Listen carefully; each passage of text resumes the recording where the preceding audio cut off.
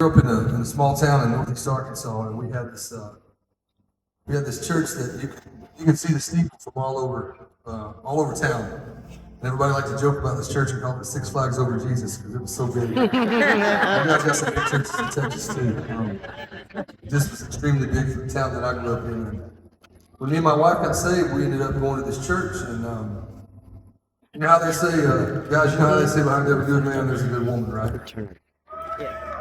Two guys in here said, woo. I was in trouble.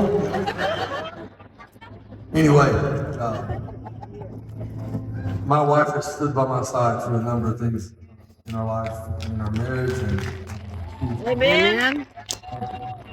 she believed in me when I didn't believe in myself. She told me I could be better. She pushed me to be better, and she's been responsible for a lot of things in my life that have been good, and she doesn't get a lot of credit for it. And this next song, I think she's probably responsible for more than she really knows or realizes. But this church we started going to had a prison ministry, and I'll never forget. We'd been going to church for about 6 months, and we were pretty much involved in a little bit of everything. We were going every time the doors were open. And this Sunday afternoon, I come home and my wife said, "Hey, I signed us up to go to prison." And I was like, "What?" That's a hard pass for me. It's good to stay out of jail for 33 years. I'm not going now. And Amen. she's pretty strong-willed, so she went by herself and she shared her testimony with some women at this prison, at a women's prison.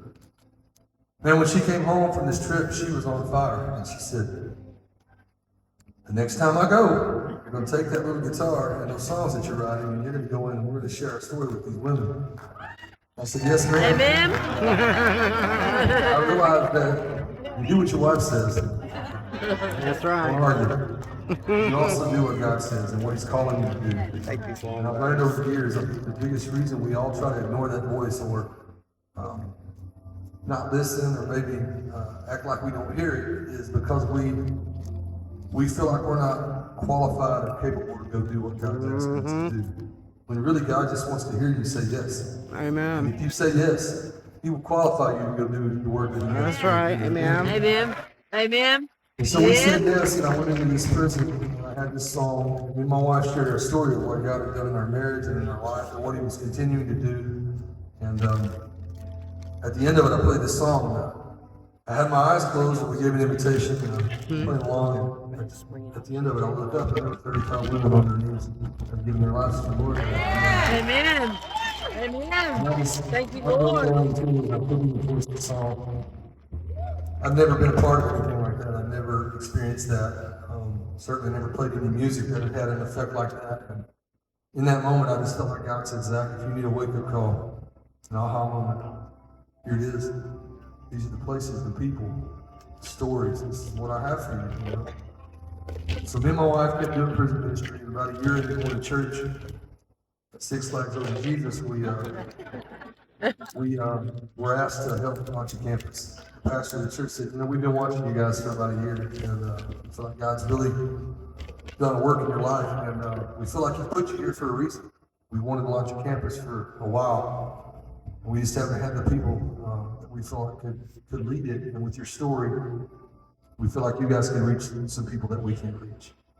Would you come to work for the church?" And I was like, "I'm not a worship leader." And they were like, "Duh, get that."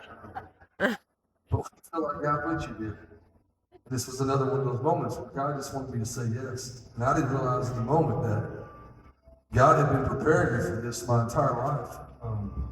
Going all the way back to my childhood, my earliest memories were band practice. My dad at church, my mom singing at church, and being there on a Tuesday night while they were getting ready for church on Wednesday. My first concert was Petra, DeGarmo and Key, performing. I grew up on my dad's Keith Green and Russ Taff, DeGarmo and Key. We keep naming them.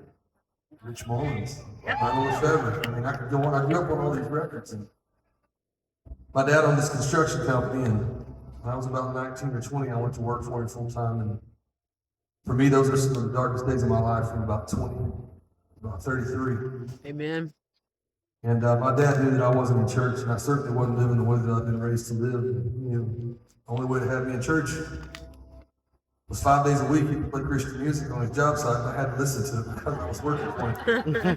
I didn't like Christian music at the time, and these are the guys working for my dad, but the joke was always, if you get here before your dad does, then change the station. Nobody got to work with my dad, so we listened to Christian music. When I stood on stage for the first time at 33 years old and led worship at church, it was the first time in my life that I ever felt comfortable on stage in my own skin because I wasn't there to perform for anybody but God. Amen.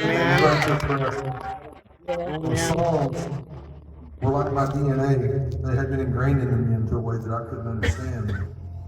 I worked for the church for about 4 years, and while I was working there, we launched this campus, and our early members were Celebrate Recovery. Amen.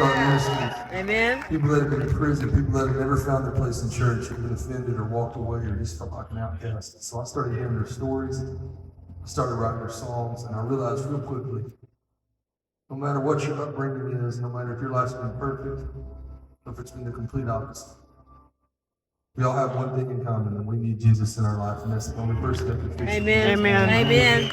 Amen. And so as I was working in this church, I started writing songs.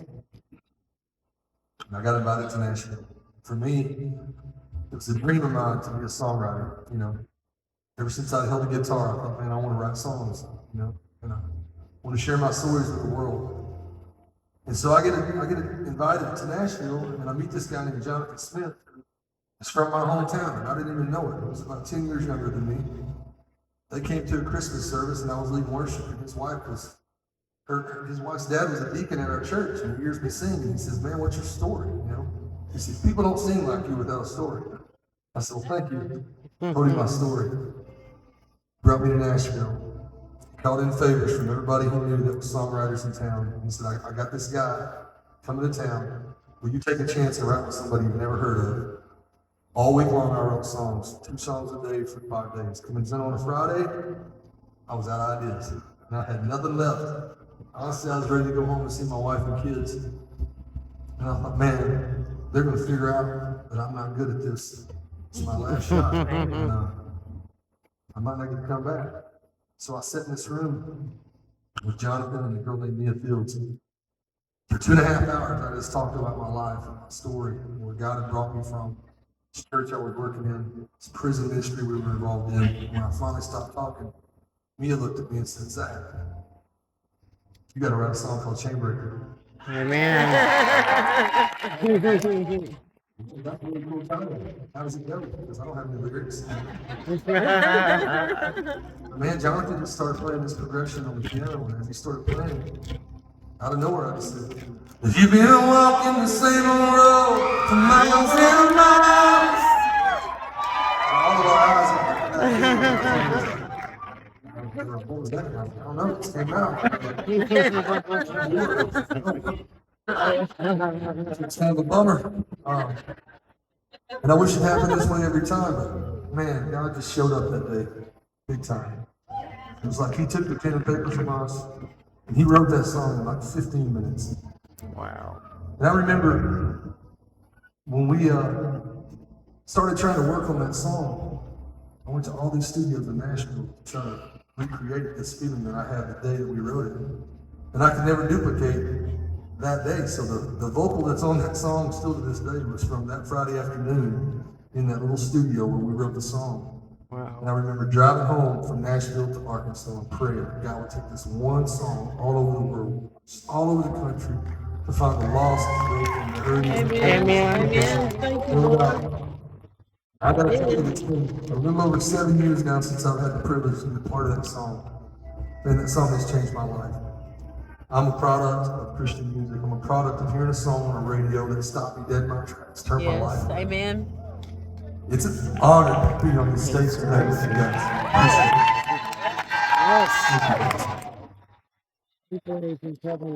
Every one of us on this stage, we don't take it for granted.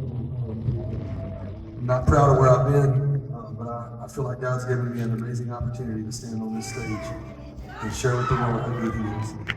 You guys help us sing this. Thank y'all so much for being here tonight.